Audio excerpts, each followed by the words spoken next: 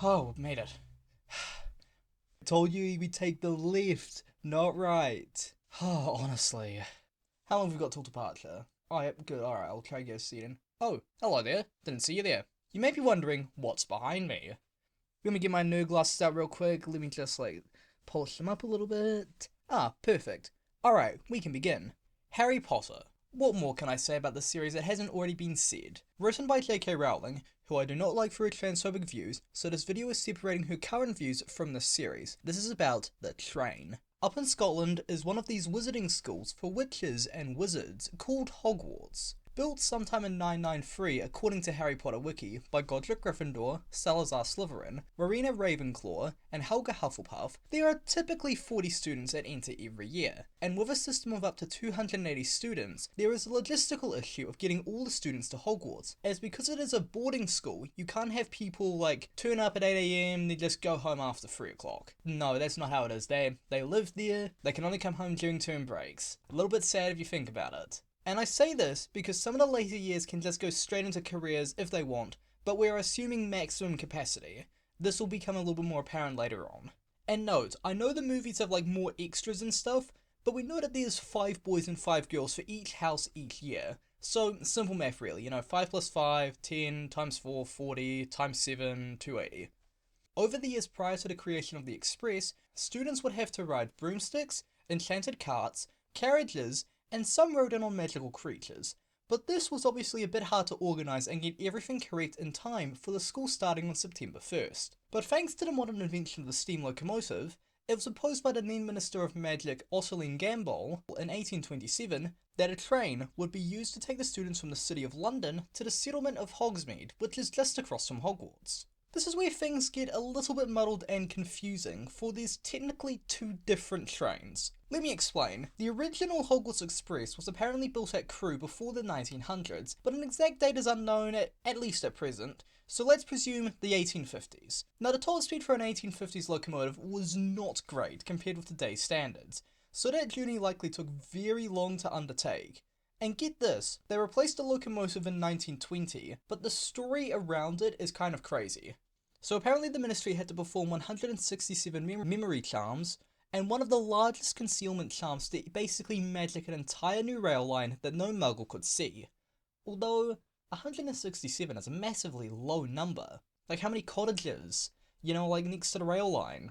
You can't exactly wipe all of their memories. Then, the story goes is that they then stole an engine from Crewe Works, again, with the station of Hogsmeade being erected and what we know as the Hogwarts Express to come into fashion.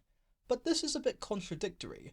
We just said that they used a real locomotive during the 1850s to 1920, yet how was there not a Hogsmeade station?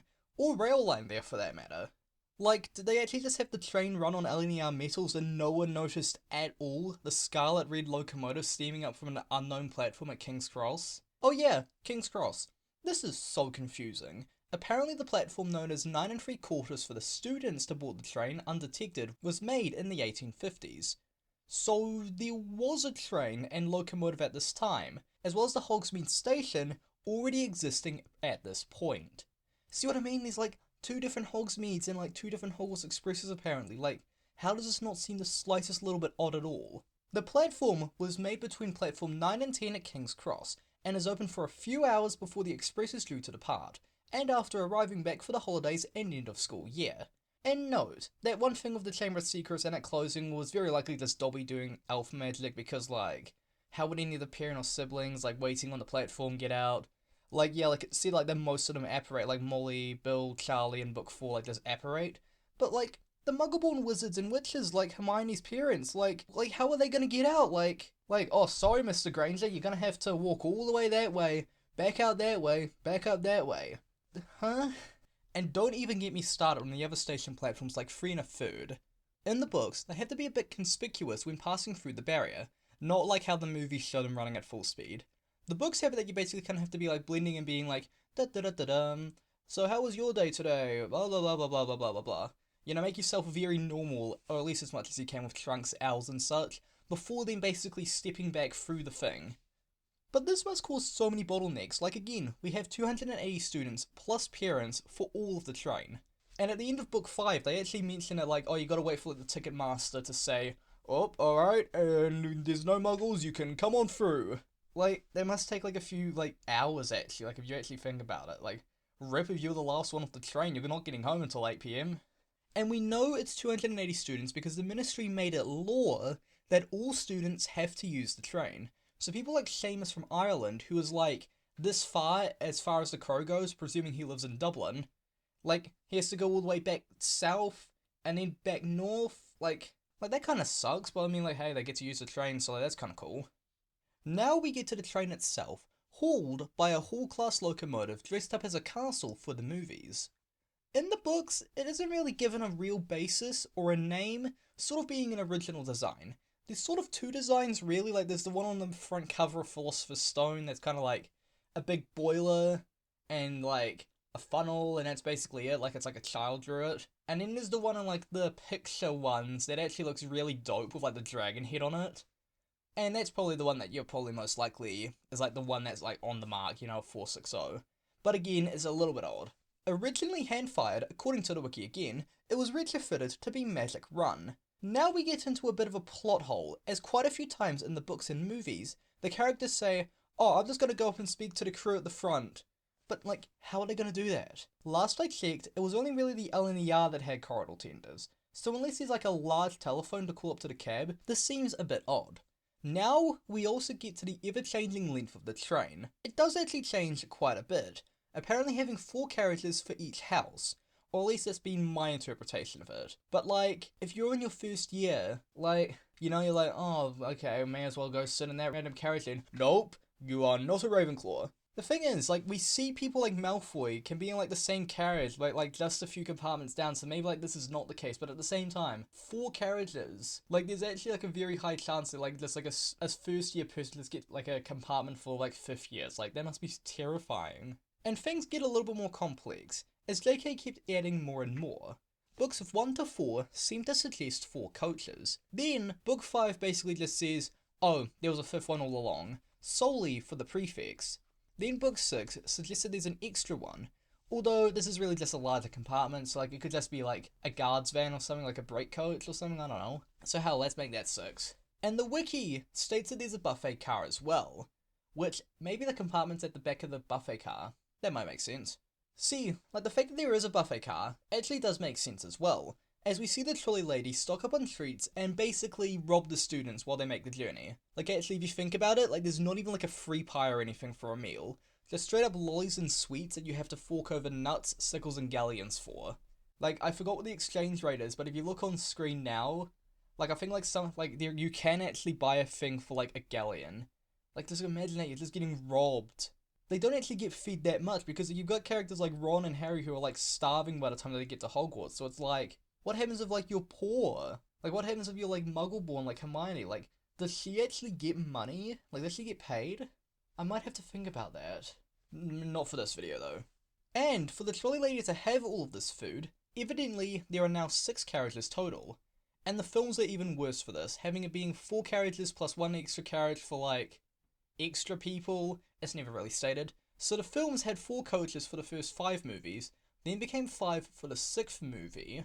Then you don't really see that much of it in Deathly Hallows. Like, it's like a really quick panning shot and like this actually really cool neat shot of like the train stopping, but like you don't really see the carriages. But I'd say it likely changed back to 4. Another point about the train antics is that we see Hermione use spells a few times in the movies, and quite a number of characters use spells in the books numerous times, such as at the end of Goblet, during Phoenix, Azkaban, although I think that was only really Lupin that really did anything, Half-Blood Prince. So like, if you actually think about this, Harry basically got expelled twice for using magic outside of school, yet you can use it freely on the train. Like, which is still outside school. Maybe the Hogwarts allowances for magic is given to the Hogwarts Express, but even still. Also, quick side tangent. When they get to Hogsmeade in Book 6, Harry is knocked unconscious and hidden with the invisibility cloak by Draco, and Harry almost gets sent home until Luna comes along with, and I'm gonna pronounce this incorrectly, Spectre Speaks? Spectre Speaks? I'm gonna call him Spectre Speaks. She basically comes along with her Spectre Speaks and sees him under the invisibility cloak. Voldemort, you could maybe go and buy some of those, and then you could find Harry in a week. Like, oh, I don't know where he is. He must be underneath his invisibility cloak. Bro, like, it definitely hell is, but you know they're going after all your trinkets and stuff. Just sit at Gringotts and just be like, oh, where's Harry? Where's Harry? And then when he turns up, you just kill him. See, they should just hire me. Like, honestly, like, I might be Voldemort to be a strategist. Anyways, back to it. Harry and Luna then kind of have to then, like, jump off the moving train. So, like, the crew just don't check that the students have all gotten off. Like, I think, like, he's not, like, it's not even been, like, 10 minutes. They're just like, oh, yep, everyone must be off the train. Time to go home. What? Why? Again, back to Azkaban. Lupin was quite a sleepy boy. Like, imagine if, like, Harry and Ron and there didn't wake him up and he just wakes back up in London and it's like, oh, bugger. Also, where do, like, they store the train? Like, maybe a shed at Hogsmeade, but, like, there's no way that there's just a massive shed in the middle of the forest that, like, not a single student has come across. Oh dear god, I think I'm overthinking this way too much. I give up. Maybe let's just wrap this up. As you can see, quite a bit of the Hogwarts Express stuff in the books and movies are quite a bit contradictory of itself. And if you explore the Terry 5570 videos, he delves more into the halls/castles for the movies, plus how the Ministry likely got their locomotives, plural, because of the speeds of the things getting faster as the years pass. Also, his video is like more general. This one is like very far more nitpicky, just because I like to nitpick like JK Rowling stuff. Like, she's got so many plot holes, like the Wizard Economy, the Basilisk, like, Plus, the movie's kind of wanted more cinematic stuff, and tragically, it features in like only about 10 minutes across the entire franchise, which is criminal for a trained fan like myself. Like, if there's one thing I hope that they get correct with the HBO show, is getting the Express to be more accurate and defined, although they're basically using another hall, so basically, I don't know, it's not really high hopes, but hey, who knows, I wouldn't mind them just having more shots of it driving along. If you enjoyed, do the usual stuff that YouTube tells me to tell you, like liking, sharing, subscribing, things that help out on the algorithm.